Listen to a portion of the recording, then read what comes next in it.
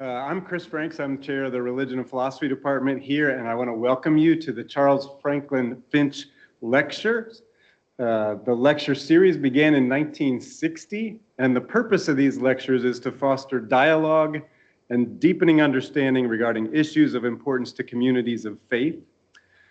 My pleasure to introduce our Finch lecturer for 2026, Dr. William T. Cavanaugh, who is professor of Catholic Studies and director of the Center for World Catholicism and Intercultural Theology at DePaul University. Dr. Cavanaugh has published widely in the area of studying the Christian church's encounter with political and economic realities like nationalism and consumerism. His early book, Torture and Eucharist, looked at the church's political presence in Chile during the injustices of the military dictatorship there. His other books include The Myth of Religious Violence and his recent work on secularization and idolatry called The Uses of Idolatry. Dr. Cavanaugh holds an undergraduate degree from the University of Notre Dame, a master's degree from Cambridge University, and a PhD from Duke University, where he was also a TA for a class I was in divinity school. That's right. Today's lecture is called, Does Religion Promote Violence? After the lecture, there will be opportunity for question and answer, so I hope that you will be thinking of questions you might want to ask Dr. Cavanaugh at that time. But without further ado, let's welcome Dr. Cavanaugh. Thank you, Chris. Thank you, Chris. I'm pretty sure Chris was the best student in that class. So, if memory serves. Yeah, so it's been quite a trip. I was supposed to be here 24 hours ago, but the weather and the TSA and the airlines conspired to have it otherwise. But I'm here. I want you to know that I considered being here with you all more important than obeying the speed limit between the airport and here. So I made record time from the Raleigh-Durham Airport to High Point. So thanks for your patience. I really appreciate you waiting an extra 10 minutes for me, and I will try to reward you by being less boring than your average lecture. So I want to start with a story. I was out for a walk, and I ran into a distraught man who was thinking about jumping off a bridge. And I said, wait, there's so much to live for. Do you believe in God? And he said, yes. And I said, me too. Are you a Christian or a Jew? And he said, I'm a Christian. And I said, me too. Protestant or Catholic? And he said, Protestant. And I said, me too. What kind? And he said, Baptist. And I said, me too. Northern Baptist or Southern Baptist? And he said, Northern Baptist. And I said, me too. Northern Conservative Baptist or Northern Liberal Baptist? And he said, Northern Conservative Baptist. And I said, me too. Northern Conservative Baptist Great Lakes region or Northern Conservative Baptist New England region? And he said, Northern Conservative Baptist Great Lakes region. And I said, me too. And he said, Northern Conservative Baptist Great Lakes, or I said, Northern Conservative Baptist Great Lakes Region Council of 1879, or Northern Conservative Baptist Great Lakes Region Council of 1912. And he said, Northern Conservative Baptist Great Lakes Region Council of 1912. And I said, die, heretic, and I pushed him off the bridge. So, that is not a true story. That is a joke by Emo Phillips, and it was actually named as the funniest religion joke in an online poll some years back. And the fact that that was the funniest religion joke, I think, tells you something about the way people ordinarily think about religion as being something peculiarly, decisively violent and divisive and so on. So there's this common thread that runs through discussions today about Hamas militancy and Christian nationalism in the US and Russia and anti-Christian violence in Nigeria and India and so on. And the common idea is that religion has this peculiar tendency to promote violence. And the idea is not new, but it gained the kind of status of truism, especially after the Iranian Revolution in 1979, and especially after 9/11 in 2001. So the solution to religious violence is generally thought to be secularization, right? The marginalization of religion from public influence, as in proposals to ban religious schools in Sweden or headscarves in France and so on. So when I gave a lecture with the title, "Does Religion Cause Violence?" at a university a while ago, I was on my way to the lecture hall and somebody saw, there was a poster for the lecture, and somebody had scrawled the word "duh" across the poster. And I thought that pretty much kind of sums it up, because we can all kind of come up with examples of what is considered religious violence. So some people will try to deny the role of religion and say, well, the violence is really economic or social or political. But I don't think those kind of arguments work. They can often be refuted by the militants' own words. I don't think you can make this sharp distinction between religion and politics and so on, as I'm going to argue. Nor does I think it work to claim, some people will claim, well, the Crusaders weren't really Christians, or the Muslim militants aren't really Muslims. And I think that's important to say normatively, like for a Christian to say, yeah, no, the Crusaders got it wrong, right? But descriptively, that's kind of a dodge, right? I mean, we have to just own the fact that a lot of our co-religionists, whether we're Christians or Muslims or whatever, do violence in the name of their faith. So I'm not arguing that that's not the case. But the common notion is a stronger claim, and the claim is that religion has a greater propensity to promote violence than what's not religion, the secular. And so the idea that religion promotes violence depends entirely on this distinction between the religious and the secular, and it tends to look like this. So on the religion side, you've got Christianity and Islam and the world religions and so on. And then under secular, you've got non-religious categories like religion or politics, economics, as well as practices and ideologies of politics and economic nationalism and Marxism and atheism and so on. So the common notion that religion has this peculiar tendency towards violence depends on the idea that these secular matters have less of a tendency to promote violence because they have to do with just mundane affairs, whereas religion has to do with what is transcendent, and therefore religion is absolutist and it's divisive and irrational and so on. If, however, we look at the last century of the bloodiest of all centuries, there's a lot of complicating evidence. World War I, for example, nationalism considered to be the main cause. You've got at least 38 million casualties. If we ask who has killed more people over the last 100 years, Muslims or atheists, the answer is atheists, and it's not even close, right? In Marxist atheist regimes, estimates range from 70 to 110 million deaths, not to mention the rest of the kind of suffering. And so for the last 100 years, we've seen war waged for land and flags and free markets and oil and democracy and ethnicity and a host of other so-called secular causes. So what becomes of this idea that religion has this peculiar tendency towards violence then?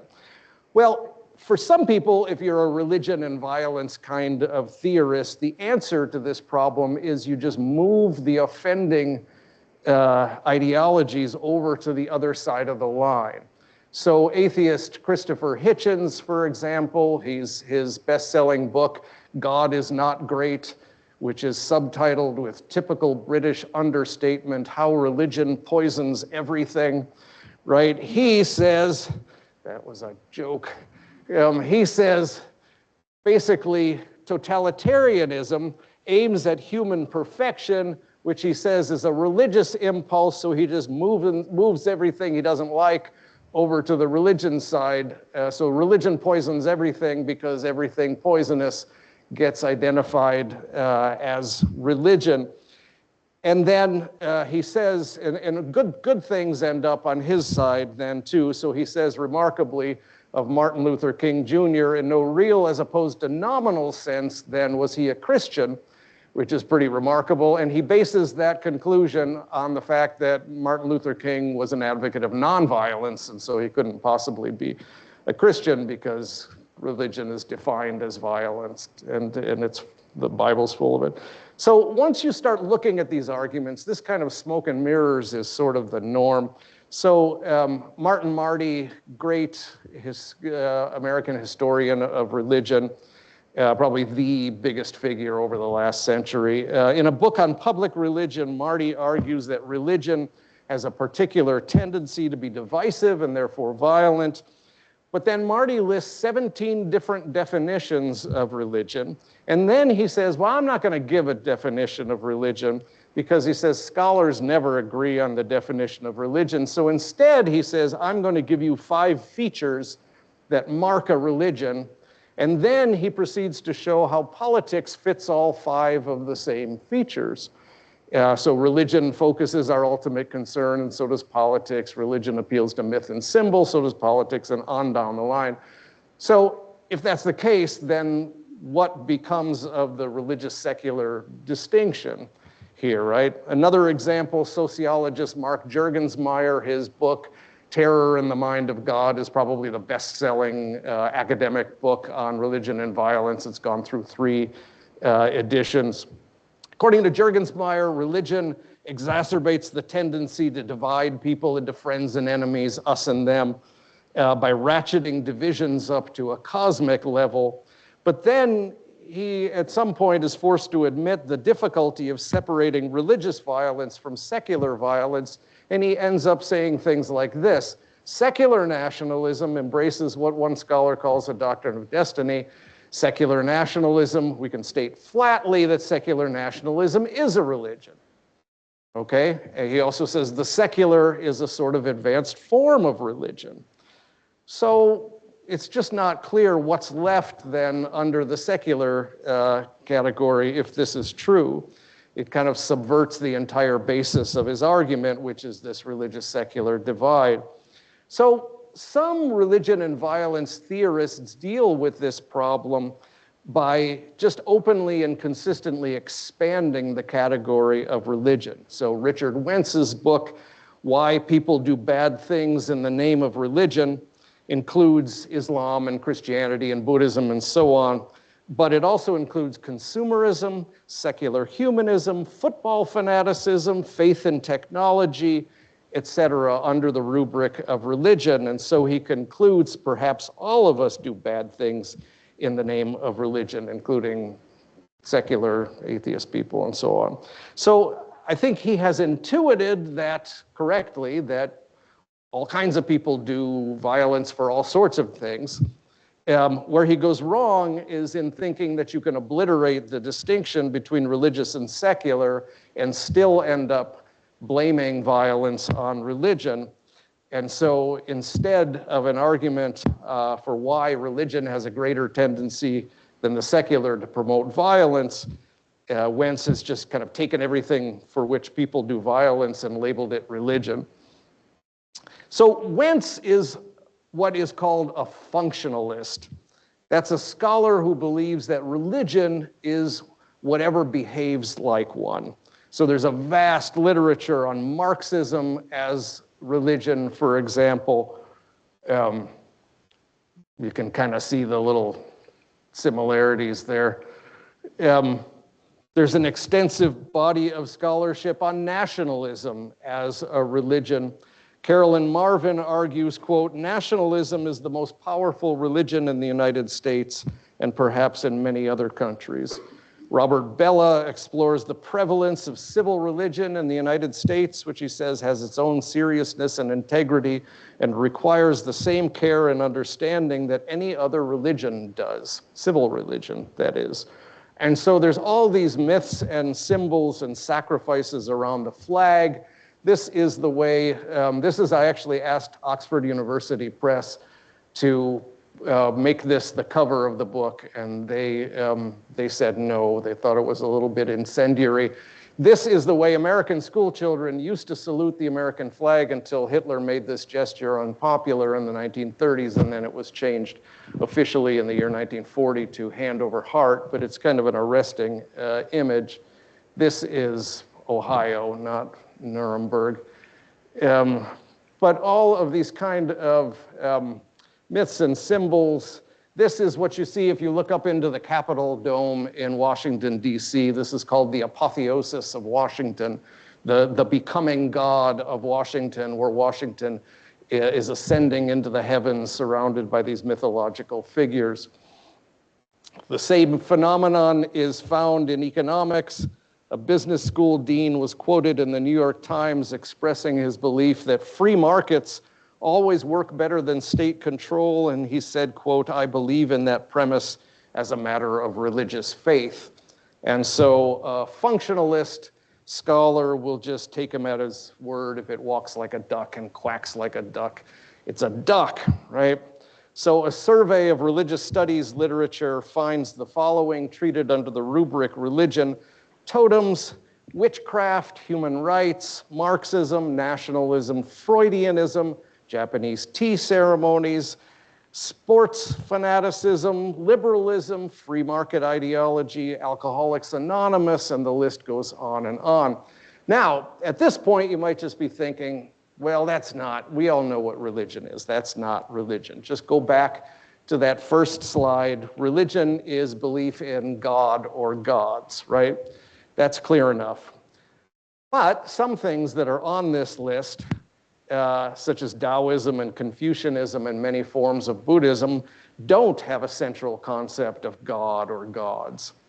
Okay, well then let's just expand the definition a little bit to include such things.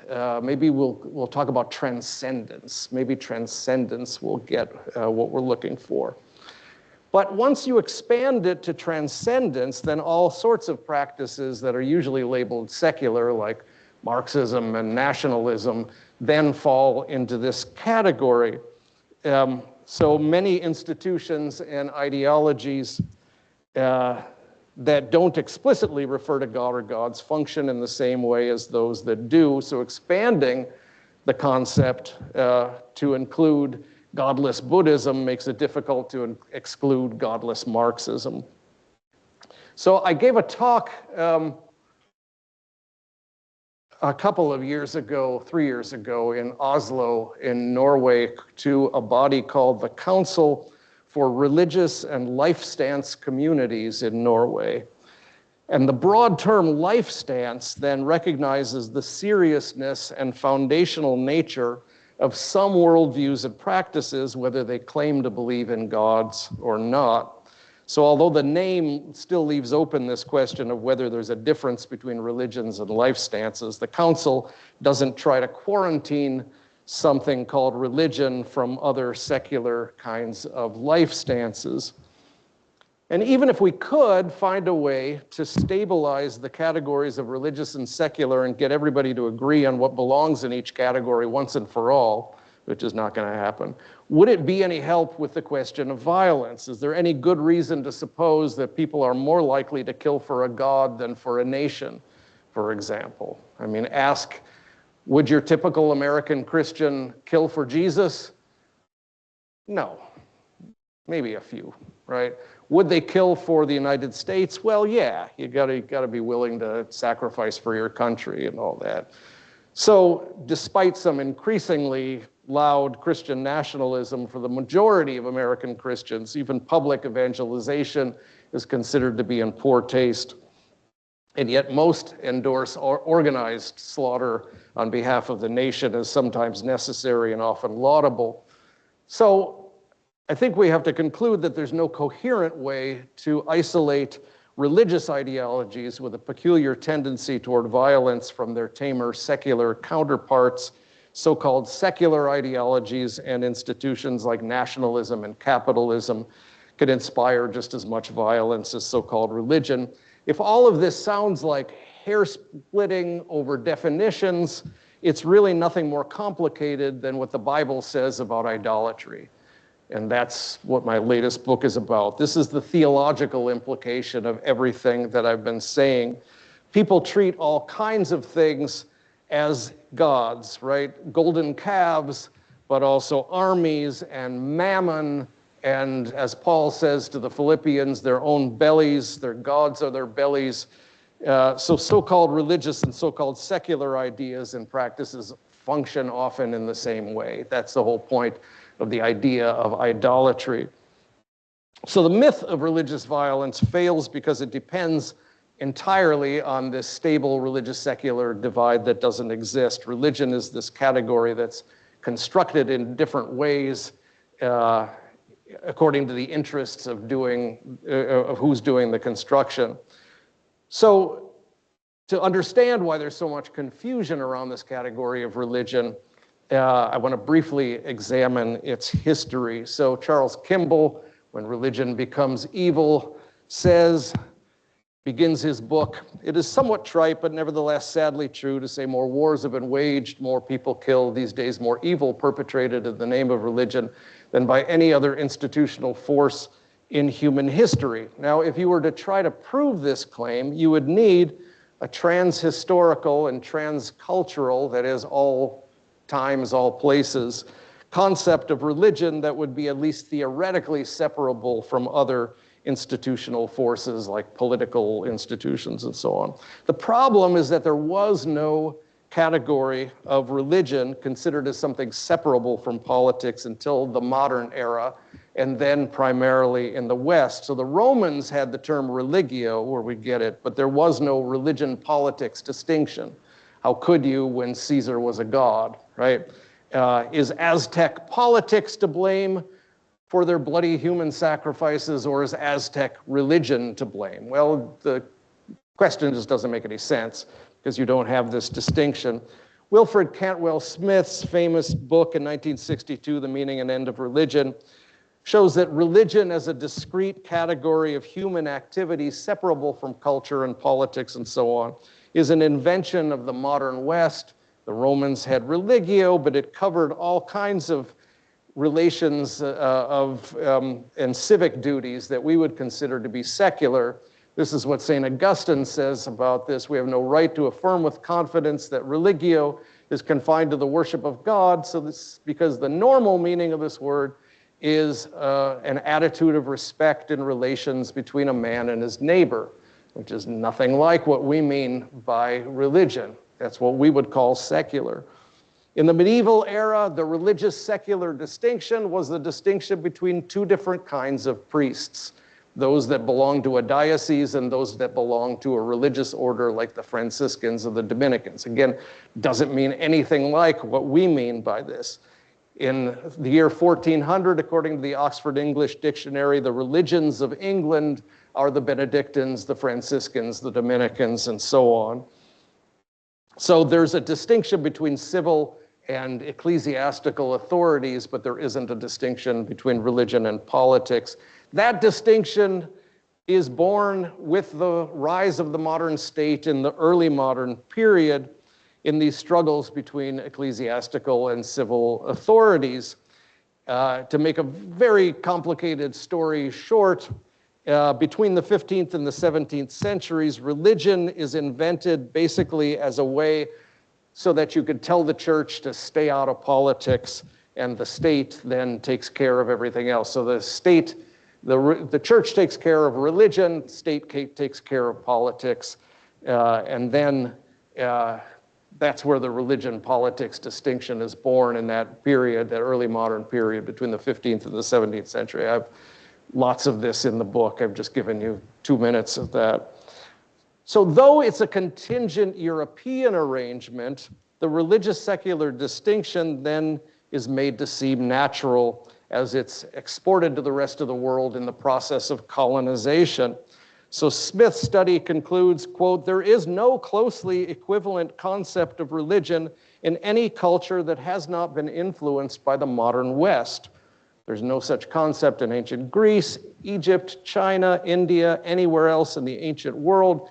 In their initial encounters with the rest of the world, when the European explorers went out, they reported back home with remarkable consistency that the natives have no religion at all. Then, once they become colonized, then they discover that this religious secular distinction is useful so that the native cultures then can be kind of marginalized. So in India, for example, Hinduism, which basically encompasses everything it means to be Indian, culture, what we consider culture, religion, politics, art, etc. You take all of that and you put it in this category called religion, and then to be Indian is to be private, and to be British is to be public. And that's why Fritz Stahl concludes Hinduism, this is a quote, Hinduism does not merely fail to be a religion, it's not even a meaningful unit of discourse. And he doesn't mean to insult Hindus by that, it just means that it's like talking about Americanism. What is that, right? It just means everything, but you take all of that and you stick it in this box called religion, and that helps the colonizers, and that's why today advocates of Hindu nationalism like the BJP refuse to call Hinduism a religion because they want to say, no, it's more than just privatized beliefs. It's social, economic, political, familial in nature. And that's the same reason why the Chinese government in their official document 19, Confucianism is not a religion. Because it's above mere religion. There's 5 mere religions, which are private and otherworldly. So in her book, The Invention of World Religions, Tomoko Masasawa says, the concept of religion as a general transcultural phenomenon, yet also as a distinct sphere in its own right, is patently groundless. It came from nowhere, and there's no credible way of demonstrating its factual and empirical substantiality. My only disagreement with this quote is that it didn't come from nowhere, it came from the modern West, and then it was exported and imposed for very specific purposes. It's a distinction that's employed by Western and Westernized societies to marginalize certain beliefs and practices and authorize others. And this gives us some clues as to what this myth of religious violence is used for. That's the last part of my talk. If it's so incoherent, why is it so prevalent? What purposes does it serve? I'm going to look at the United States, domestic policy first, and then foreign policy. This idea that religion causes violence, even though it's so incoherent. Why? Why is it so popular then? So, well into the 20th century, religion is cited in Supreme Court cases. I went back and read every Supreme Court case citing religion. Up until 1940, religion is cited as a unifying thing, something that unifies us as Americans. Beginning in the 1940s, it is cited in Supreme Court cases as something which is peculiarly divisive and we need to be protected against. The first instance of the Supreme Court citing this myth of religious violence is a case in 1940, Minersville School District versus Gobitis. And what was at issue was compulsory doing the Pledge of Allegiance to the American flag. Can you force Jehovah's Witnesses to salute the flag? And so Justice Felix Frankfurter talked about how religion has caused so much violence over history. And so he says, centuries of strife over the erection of particular dogmas as exclusive led to the inclusion of a guarantee of religious freedom in the Bill of Rights. The First Amendment sought to guard against repetition of those bitter religious struggles by prohibiting the establishment of a state religion and securing to every sect the free exercise of its faith. And so he concluded, therefore, that you can't force the Jehovah's Witnesses to salute the American flag, right? No, he decided that you can force them to salute the American flag. Why? Because he says that their dissent threatens the promotion of national cohesion. We're dealing with an interest inferior to none. National unity is the basis of national security. What the school authorities are asserting is the right to awaken in the child's mind considerations as to the significance of the flag, contrary to those implanted by the parent, right? And so the Supreme Court would reverse itself 3 years later, but they had established this precedent that you can make decisions based on this idea that religion is dangerous. So Martin Marty discusses this case in his book, and he talks about the many instances in which Jehovah's Witnesses were attacked and beaten and tarred and castrated and imprisoned in the 1940s because they refused to salute the American flag. They thought it was idolatrous. They think that a Christian can't salute the American flag. Now you would think then that Martin Marty would draw the conclusion that zealous nationalism can be dangerous, but instead he says it became obvious that religion carries risks and can be perceived by others as dangerous. Religion can cause all kinds of troubles in the public arena. So it's the Jehovah's Witnesses' fault. Religion in this case refers not to the ritual pledging of allegiance to the American flag, but only to the refusal to do so because you're following Jesus. And so the myth of religious violence draws attention away from nationalist violence and toward so-called religious violence, even though the Jehovah's Witnesses are pacifists and they're getting the crap beat out of them. But they introduce something dangerous into the public sphere by refusing to salute the American flag. So in the succeeding decades then, the myth of religious violence is used in Supreme Court case after case, banning school prayer, forbidding voluntary religious instruction on public school property, forbidding state aid to parochial school teachers, and so on. When the Supreme Court banned school prayer in 1963, again invoking this specter of religious violence, Justice Potter Stewart dissented, and he warned of, quote, the establishment of a religion of secularism. This is Justice Potter Stewart, a religion of secularism. And so he writes a dissent, and two of his fellow justices, Goldberg and Harlan, respond to his dissent, and they say, no, no, no. There's nothing in the decision reached here that's inconsistent with the fact that school children and others are officially encouraged to express love for our country. Justice Potter Stewart had said, hey, wait, don't we, the Supreme Court, say, God save this honorable court? Don't people, cite the Pledge of Allegiance and all this kind of stuff? And he said, well, yeah, you can talk about, so his fellow justices said, you can talk about God. Such patriotic or ceremonial occasions bear no true resemblance to the unquestioned religious exercise that the state has sponsored in this instance. So for Goldberg and Harlan, in other words, what separates religion from what's not religion is not the invocation of God. As long as you're doing it for love of country, you can go ahead and talk about God, and that's not religion. So separating religious speech from non-religious speech is not a matter of the presence or absence of faith in God. It's the presence or absence of faith in the United States of America, right? So American nationalism is the antidote to religious divisiveness. And that brings me then finally to foreign policy. How is this idea used in foreign policy? The conventional wisdom helps reinforce Western attitudes towards the non-Western world, especially Muslims, right? We have a secular, peaceful government. They are crazy. They mix religion and politics, and that makes them peculiarly dangerous and divisive. And so every once in a while, we have to bomb them into the higher rationality as we are doing today in Iran. Hitchens skewers religion for its violence, but he was an enthusiastic supporter of the Iraq War.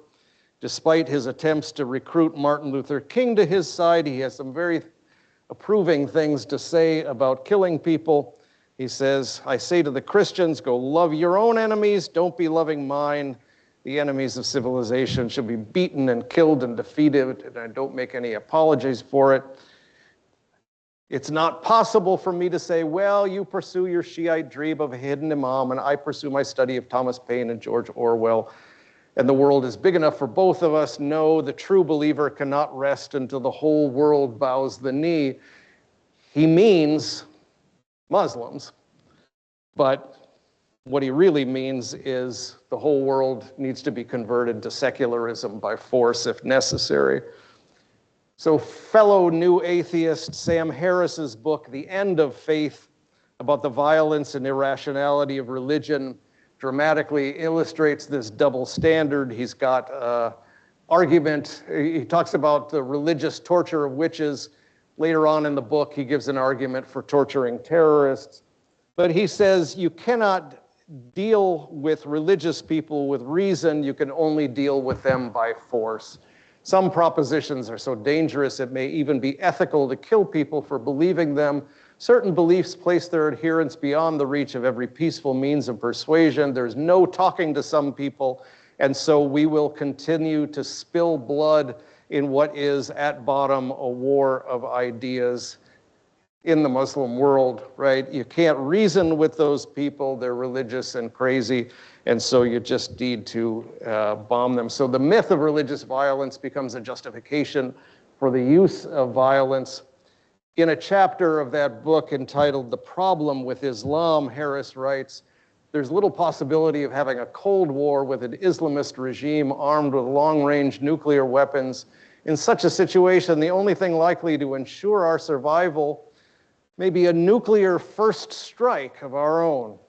Needless to say, this would be an unthinkable crime. It would kill tens of millions of innocent civilians in a single day, but it may be the only course of action available to us given what Islamists believe. Before we get to that point, Harris says we should encourage civil society in Islamic countries, but we can't trust them to vote it in. So it seems all but certain that some form of benign dictatorship will generally be necessary to bridge the gap. And if it cannot emerge from within a state, it must be imposed from without. The means of such imposition are necessarily crude: economic isolation, military intervention, etc. While this may seem an exceedingly arrogant doctrine to espouse, it appears we have no alternatives. I don't know if that sounds familiar or not, but it should. So Harris's book is a particularly blunt version of this type of justification for violence, but it's by no means isolated. His book was a New York Times bestseller. It won the Penn Award for nonfiction. It was endorsed enthusiastically by such academic superstars as Alan Dershowitz and Richard Dawkins and Peter Singer.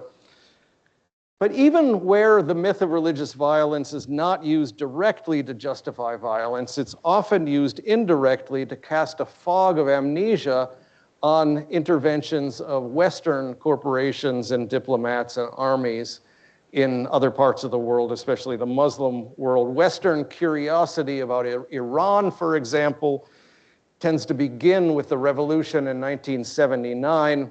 People puzzle over the religious fanaticism. Suddenly our TV screens are filled with all these people chanting "Death to America," and we conclude that they must just be crazy religious fanatics. And we ignore the previous 26 years of secularist rule under US support. We installed the Shah with a coup in 1953, and the Shah proceeded to torture and disappear and murder tens of thousands of his own citizens. A similar focus on Hamas's brand of Islam licenses a distinct lack of interest in Israeli treatment of Palestinians, since Palestinian militancy can be attributed to this irrational religious fanaticism. So to conclude, I'm not defending the theocrats in Iran or Hamas. I do not wish to deny the virtues of Western forms of government, or excuse the vices of other forms of social orders. The Taliban is bad, ISIS is bad, the Ayatollahs are bad. There's a new form of Christian nationalism in Russia. There's would-be imitators in the US. These are dangerous movements, and Islam and Christianity can't be excused from any responsibility. But were the Russians any less expansionist under atheist rule in the 20th century? Right? Is Trump attacking Iran for Christianity? I don't think so. The problem with Christian nationalism, in other words, is not too much Christianity, but not enough. Let me say that again. The problem with Christian nationalism is not too much Christianity, it's not enough. The problem is not the Christianity, it's the nationalism. What I'm trying to do is level the playing field so that we examine the violence that can be generated by the concept of jihad, for example, or the second coming of Christ. But we also examine the violence that can be generated by ideologies of free markets and free elections and so on. So put simply, my argument is that people kill for all sorts of things. Things like money and flags and oil and freedom that function as gods in people's lives. So I want to challenge the religious-secular dichotomy that causes us to turn a blind eye to secular forms of imperialism and violence.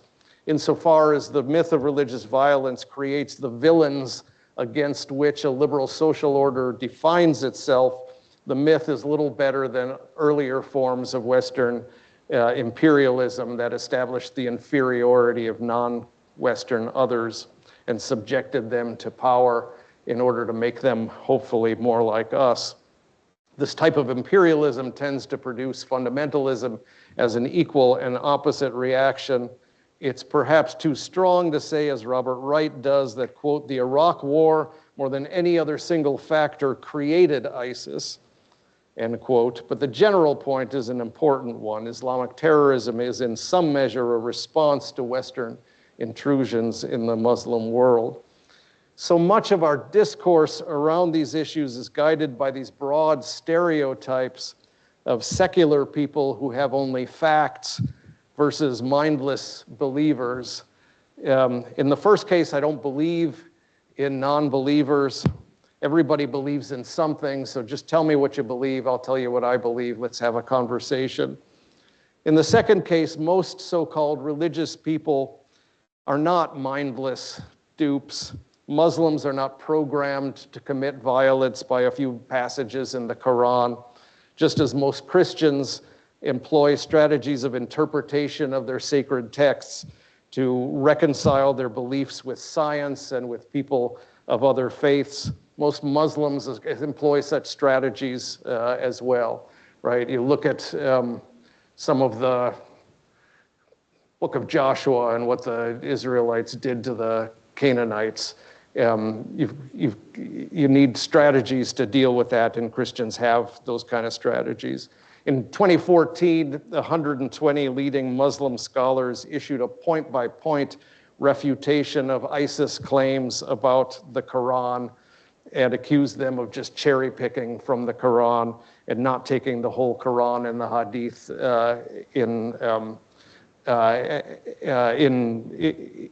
into consideration.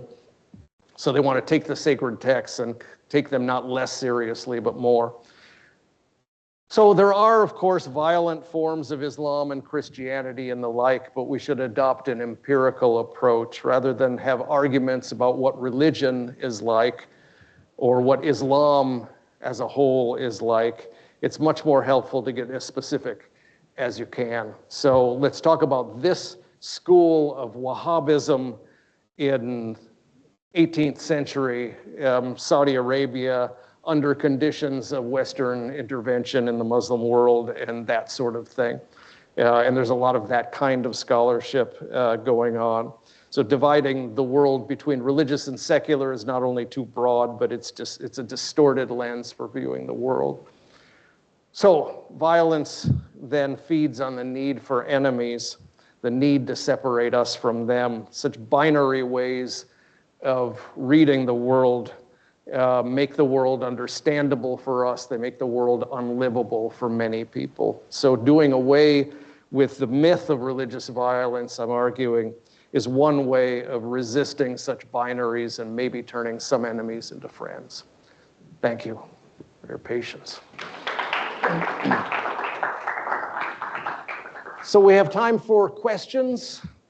I hope you have some.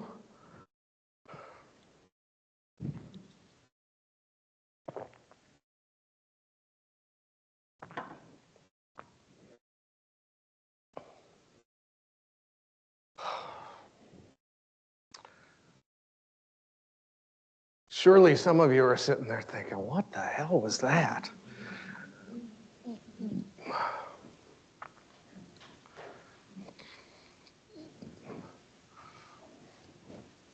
Yeah. So which side do you understand more on? Is it more religion does cause violence or that? Yeah, so what I'm trying to argue is that that's the wrong question. Thanks for the question, but what I'm trying to do is get us away from that question. So for example, so there's all these books on religion and violence that say something like, well, we don't really know what religion is, but why does it cause so much violence? You know, Keith Ward has this book where he says, you take the Oxford English Dictionary definition of religion and the Constitution of the Labor Party and Superman fit that definition. So he says, if you can't say what religion is, how can you decide whether it's violent? The name of his book is called Is Religion Dangerous? And then he says, okay, well, anyway, besides that, now let's go on and talk about whether religion is dangerous or not. And I'm like, whoa, wait a minute, what do you mean, right? So the idea that there's this distinction between there's religion on the one hand, and then there's secular things on the other hand, and they're totally different. That's what I'm trying to call into question, right? They're not that different, right? People kill for all sorts of things. People behave towards Christianity in the same. Some people behave towards. I mean, it might be a little bit of a trivial example. Some people will kill for their soccer team, right? But more importantly, things like nationalism. Right? People think that it's perfectly okay to kill for your country, right? Doesn't matter if it's a secular country or a, you know, whatever country, but people think it's perfectly normal to kill for your country, but they don't think that, most people don't think that killing for God is that's kind of icky, right? And so what I'm trying to do is point out the hypocrisy there, right? And the way that this myth is used to exclude certain people, right? So like in domestic policy, I'm trying to show how it's used to like exclude Christians, Muslims, other people from public spaces and public power, right? I think probably it's a good thing not to have school prayer in public schools, but there's other things that I would question that are based on this idea that you've got to keep religion out of public. And then in foreign policy, it's mostly used against Muslims, right? Those people over there, they mix theology and politics, they mix religion and politics, and that's what makes them so dangerous. And that's why we need to go bomb the crap out of them, because they're violent, right? Yeah.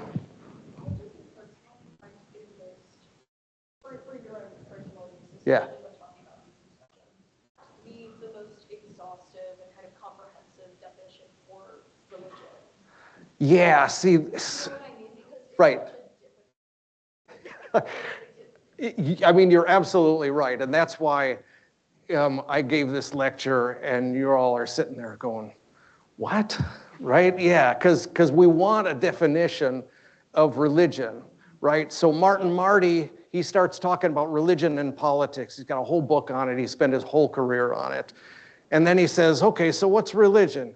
I'm going to give you 17 different definitions of religion. And then he says, well, I'm not going to give you a definition at all because scholars will never agree on it. So I'm going to give you 5 features of what a religion is like. And then I'm going to show you that politics fits all 5 of the same features. And so you're ended up going, what? What the hell was that, right?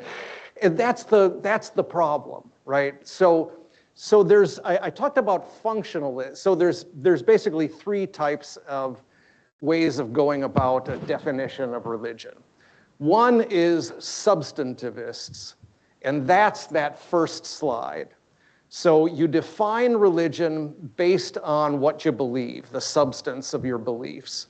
And most people try to do like gods, right? Belief in God or gods. But then I showed you how difficult that is, because Buddhism, there's, Theravada Buddhism doesn't really have gods, right? Taoism, Confucianism, etc. So then you say, well, okay, well, maybe let's widen the definition a little bit and talk about transcendence, and that's when all hell breaks loose, because now you got Marxism and nationalism and so on. So some people then, so the second approach that sees all of this, and this has been going on for decades and decades, right? So the second approach is a functionalist approach where you say, okay, let's just say a religion is whatever acts like one. If it walks like a duck and quacks like a duck, if it's something people take really seriously, it's a religion. So that's Richard Wentz's approach and other people approach. Capitalism is a religion. Nationalism is a religion. Marxism is a religion. Football fanaticism is a religion. Consumerism is a religion, and so on. The problem, I have a lot of sympathy with that approach, because one of the things it does is it shows you how similar these things are. The problem with that approach is that if religion means everything, then it doesn't really mean anything at all. So to me, so rather than trying to decide once and for all what counts as a religion and what doesn't, those are the first two approaches. I take the third approach, which is called constructivism. And a constructivist approach just says, okay, under any given circumstances, let's just look at the way the terms religious and secular are operating here. And let's ask who's constructing these and for what purposes, right? Why is it that the Chinese government says the Dalai Lama is mixing religion with politics, and the United States government says, no, he's not. He's only doing religion. He's just a religious figure. Like, what's going on under those circumstances, right? Why are some things categorized as religion and other things are not? Why is Hinduism a religion? And other things, and capitalism is not, right? Why does, for Christopher Hitchens, why is Stalinism, even though it's atheist, why is that a religion? But Martin Luther King is not, right? So in any given circumstance, the question to ask is always, how are those terms operating? Sometimes they can be used fairly benignly, right? Like to separate what I do in my garden from what I do in church. If you want to say what I do in church is religion and what I do in my garden is not, okay, for kind of ordinary speech, that's okay. Sometimes this religious secular distinction can be useful. I gave a lecture one time, and a guy who was a professor of religious studies at the University of Virginia came up to me and said, you're going to put me out of a job, knock it off, right? And so I'm like, okay, so the term religious studies lets theology happen at a very secular university, University of Virginia. So, okay, I'm okay with that. But there's a lot of instances in which this distinction is doing dirty work, and it's confusing, and it's not helpful, and it's justifying certain things that shouldn't be justified. Yeah, thank you both for those questions, because I think that really helped a lot. Yeah.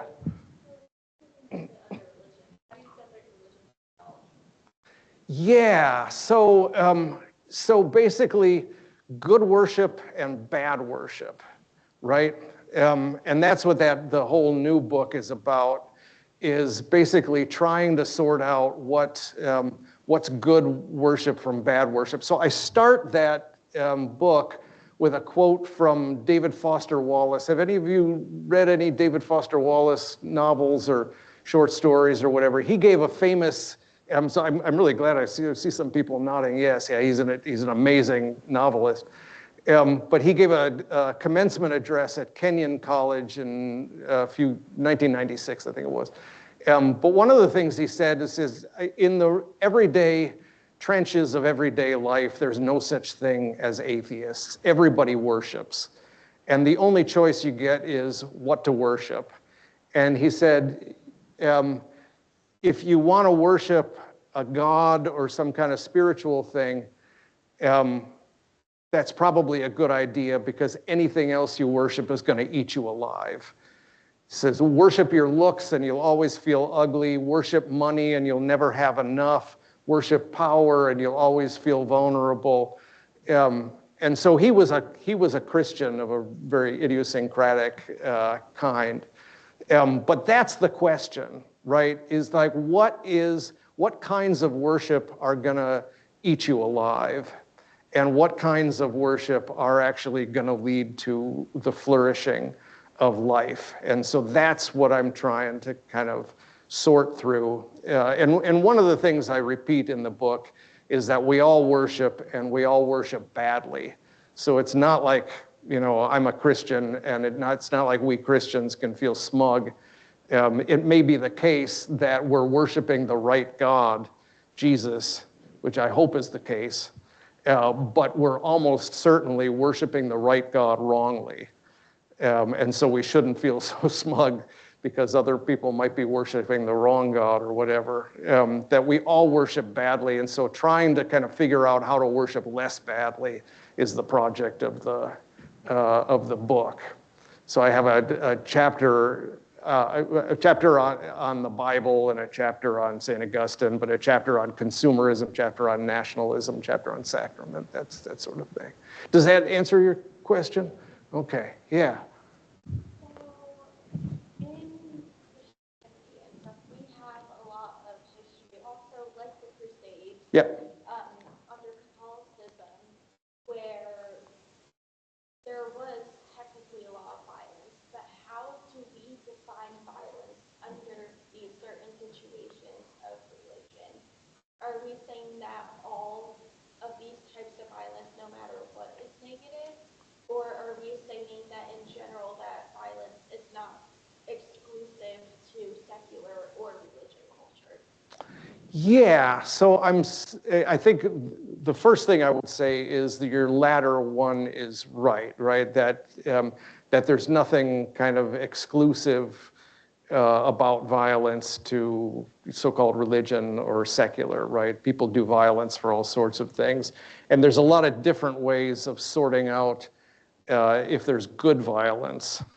So that seemed like that was the first part of your question. Is there such a thing as good violence, right? And that's a really tough question. So do you need to be a pacifist to follow what I'm saying here? I don't think so, right? I think you can, it might be possible. I mean, Christians have lots of ways, like the just war theory, to try to sort those sorts of things out. So it doesn't necessarily mean you have to be a pacifist. But the just war theory starts with the presumption that violence is bad, right? And then says, if you're going to be a follower of Jesus and put a bullet through somebody's eyes, you better have a damn good reason, right? And so, and we tend to think the just war theory these days tends to be used just to justify wars rather than prevent them, right? The Iraq War came out, and the Pope and bishops from all kinds of Protestant denominations said, this is not a just war. And Christians went and fought it anyway, right? So if we could get Christians to take the just war theory seriously, that would be a huge step in the right direction. But things like the Crusades and the Inquisition. So do you know how many people were killed over the 356 years of the Spanish Inquisition, 356 years, the estimates are between 3,000 and 5,000 people, right? Which is about how many people the Pol Pot regime in Cambodia killed every 3 days, right? And so these things just get blown up into way disproportionate in our imagination. I mean, the Crusades were like, the Crusades are bad, right? But I mean, if you want to just total up the death tolls, it doesn't even come close to something like World War I, right? Yeah. Yeah.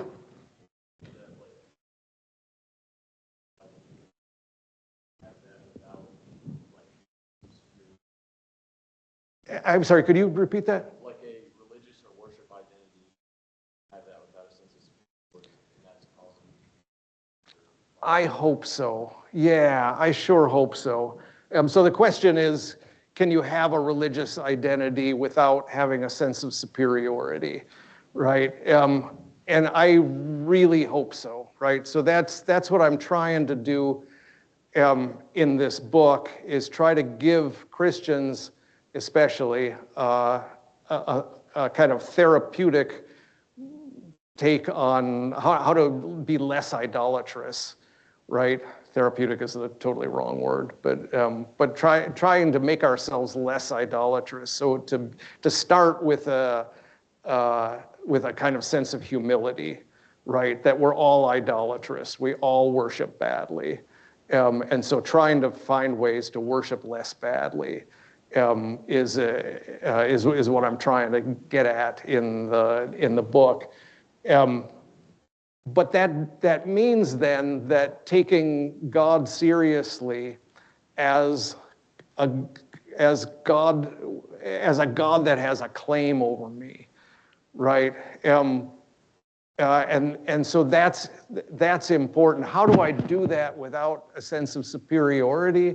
I mean, if I think that Jesus is Lord, and I think that's just true, whether I believe it or not. I just think that's true, like out there in the world, objective, that's true. Can I do that without then thinking myself superior over people that don't believe that, right? And that's the question. I think with Jesus especially, if you follow Jesus, what does he end up doing? He ends up getting himself killed, right? And then he comes back, and instead of taking revenge, right? You know, I mean, if this was Hollywood, it would be Jesus is back and he's mad as hell, right? And then he's gonna, kick some butt, right? But he doesn't. He comes back and says, peace be with you and everything. So this whole idea of pouring yourself out, emptying yourself, I mean, all of that, I think, is that's what I try to do in the last chapter of this book on idolatry. But that's so it's I mean, everybody believes in something, right? And I don't think that believing in a God is necessarily more dangerous than believing in a nation or something like that, right? Believing in no God can be dangerous, right? I mean, it may be true that Osama bin Laden thought God was telling him to bomb people, right? But it may also be the case that Joe Stalin did what he did because he thought there wasn't any God above him, right? And so he was God, basically. So you got to kind of work these matters out in as humble a way as you can. And that kind of gets back to this last question about violence, right? If you're going to choose to use violence against somebody, you have to consider yourself superior in some way, right? You have to be pretty sure that you've got the truth on your side in order to put a bullet through somebody's head or to drop a bomb certainly on a school, but drop a bomb on anybody. You've got to be pretty self-righteous to do that. And so that's why nonviolence has an awful lot going for it, as far as like being a Christian. Nonviolence is kind of where you got to start. It seems to me. I mean, nonviolence is the conviction that I'm just not good enough to use violence against somebody else, right?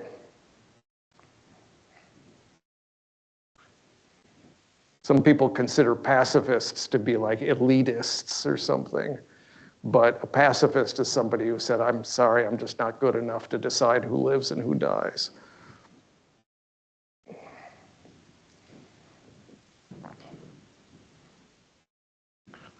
Thank Dr. Cavanaugh again. Thank you. Thanks, I appreciate it.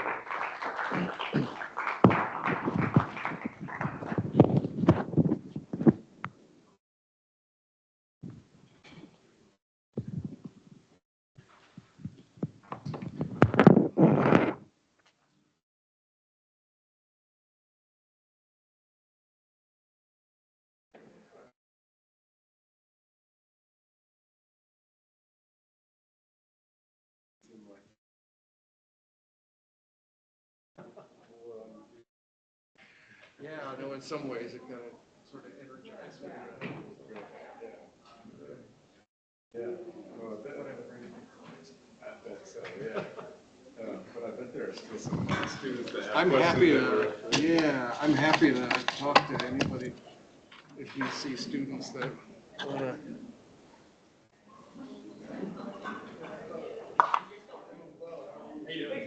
My name's Leon.